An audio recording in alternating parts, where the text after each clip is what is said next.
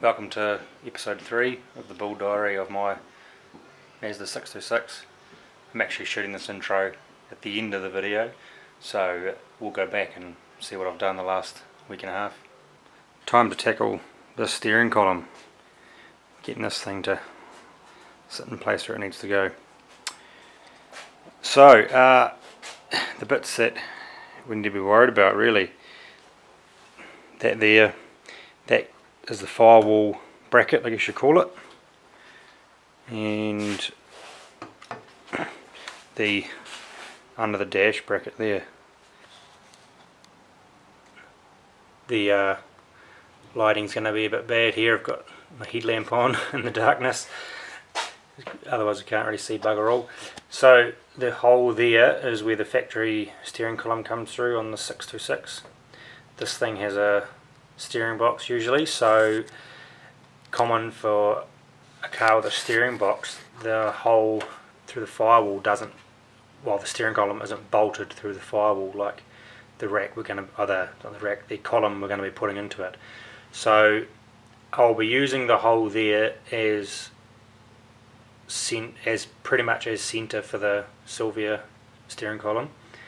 So I'll probably take a template off the bracket that's on there and laying it over that hole and marking it out to drill and maybe enlarge that hole to get it all through.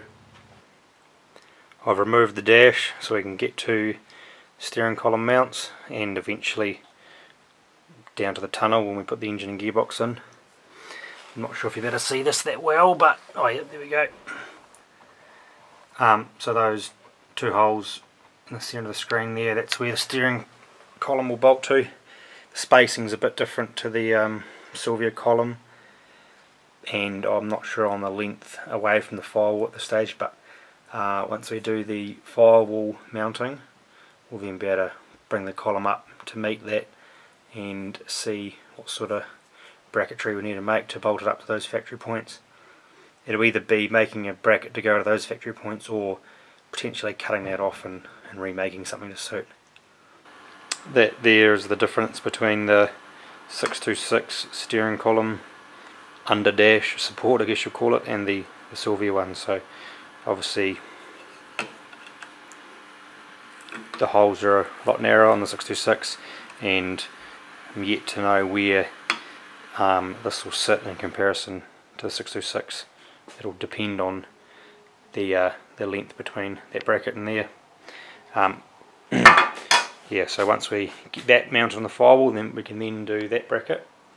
And the bit that may need lengthening or shortening, or by chance will be bang on, is that section there. So that obviously connects to the steering rack.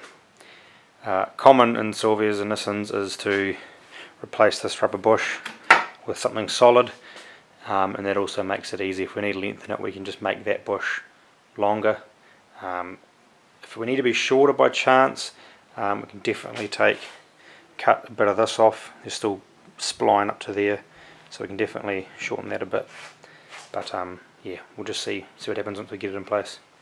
The best technique for marking out and measuring these holes to drill in the firewall, some of you will have heard the term CAD, cardboard aided design. Always drink quality beer.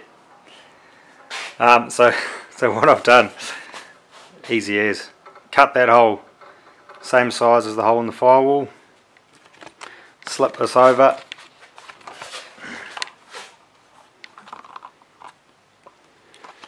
it's as simple as cutting that centre hole same size as the hole in the firewall, slip this over the column, and it's a bit easy without the camera.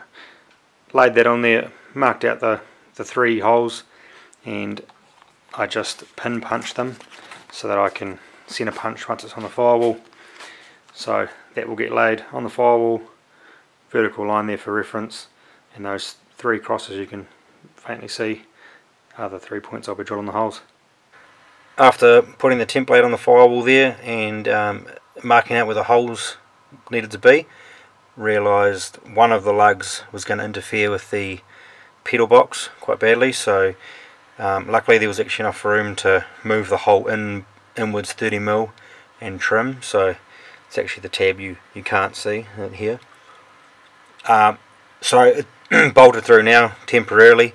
I'm still in two minds about whether I riv nut through the firewall or whether I weld some nuts on the engine bay side of the firewall, but I'll decide on that once the steering column comes back out. You probably can't really see very well in this video, but I'll more than likely need to make a couple of spaces behind some of the bolts, just because as the firewall isn't a flat surface where it pulls up, so it needs something hard to pull up against, so I may have to space a couple of the bolts out by up to 5mm maybe, but that's not really a drama. For the top, I've just made this plate up, so the top two holes you see there bolt to the bracket under the dash, and the two wider holes are for the steering column. I've just made these two spaces up, you can see there, just because when this sits up in here and bolts through those holes, it actually needs to clear a hump, so that's the point of those. They're just simply a hole right through, and welded two nuts on there, which will, so that the steering column will bolt up through there, and that will bolt to there. Obviously that actually means the steering column is slightly down like this compared to what the factory one was, which in this case it'll be fine because the way I'll mount the seat it'll be quite low, and also being a later model Nissan rack, it actually has, if you can see it, adjustment levers for in and out and up and down of the column, so should be able to get the steering wheel in the perfect position. So there's the steering column and wheel, loosely, well, temporarily bolted in place. This is a sweet old wheel that my good mate Neil gifted to me for the project. Thanks, mate.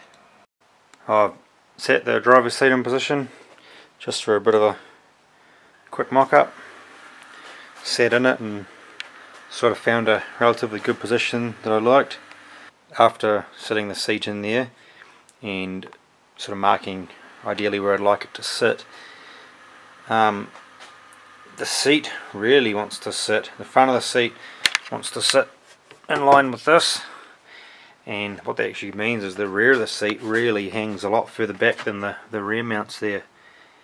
In my other cars I've had the problem with the seat hanging quite far back, and with stiffer suspension and a stiff seat I've found that it actually will blow those seat mounts through the floor. So I'm in two minds here what I do. Well, first option is to reinforce the mounts that are there, fully weld them in rather than the spot welds, and box them in. That side obviously is just also a flat plate, but weld that in as well.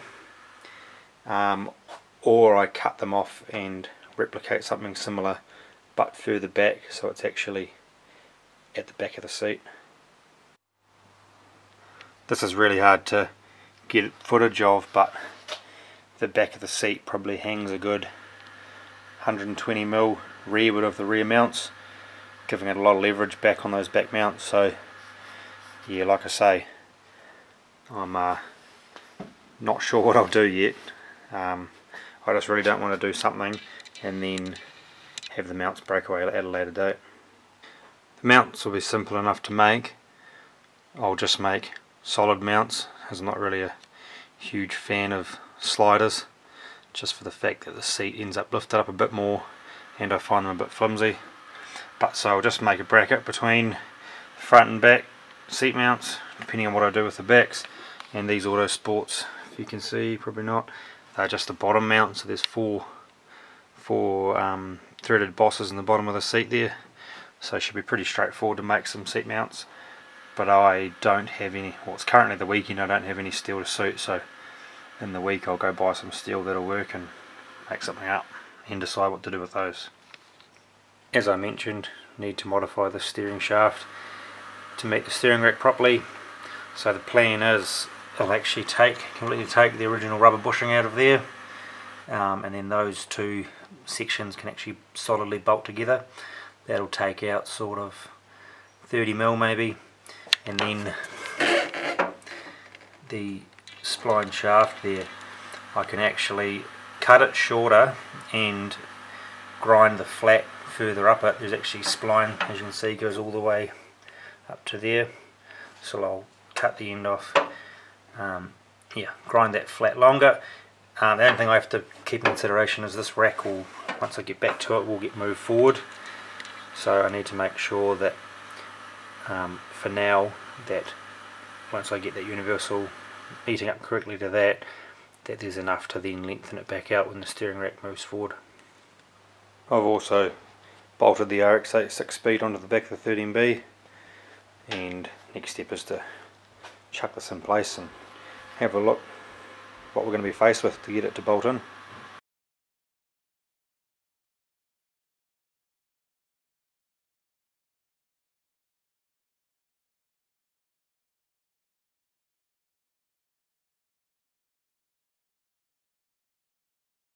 Got the motor and box dummy fitted in there.